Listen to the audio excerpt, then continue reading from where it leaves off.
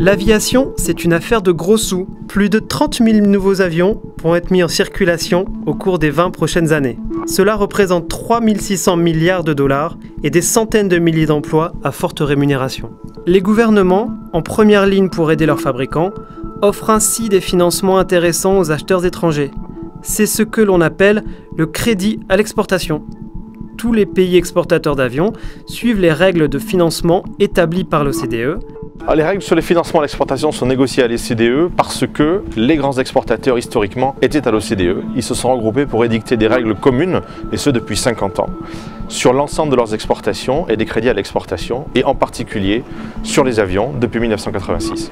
Ces règles ont récemment fait l'objet d'une renégociation et sont entrées en vigueur au mois de février 2011.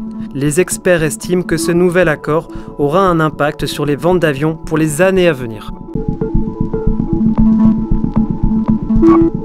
En 2006, Boeing et Airbus ont vendu 822 avions.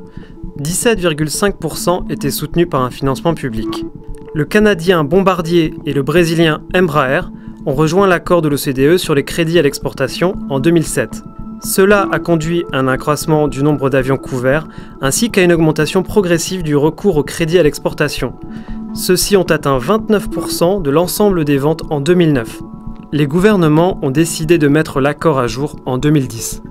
Il a été nécessaire de mettre à jour l'accord de 2007 pour deux raisons principales. La première, les modèles d'avions ont changé. L'accord de 2007 était un accord qui comprenait deux catégories d'avions, les gros porteurs et les avions régionaux. Et les conditions financières étaient définies pour chacune des catégories. Or, un nouvel avion est apparu, un avion canadien, la C-Series, qui a complètement effacé cette distinction. Il a donc fallu réécrire complètement les conditions financières de l'accord.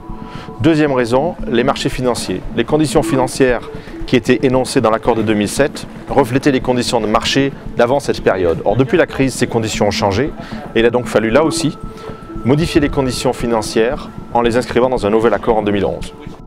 Le nouvel accord intègre des modifications essentielles à l'utilisation des crédits à l'exportation dans le secteur aéronautique. Il fusionne les termes et conditions pour les gros et moyens porteurs et les avions régionaux, met en place des prêts d'une durée maximale de 12 ans, crée un système commun de notation des risques et unifie les normes de garantie. Prochaine étape, convaincre les autres pays d'y adhérer. Cet accord ne comprend pas malheureusement tous les producteurs. Il manque les Russes, la Russie, et il manquera demain la Chine qui ne sont pas encore partis à l'accord. Il faut travailler pour faire rentrer ces pays, ces constructeurs dans cet accord, et c'est également la tâche à laquelle les pays de l'OCDE vont s'employer maintenant.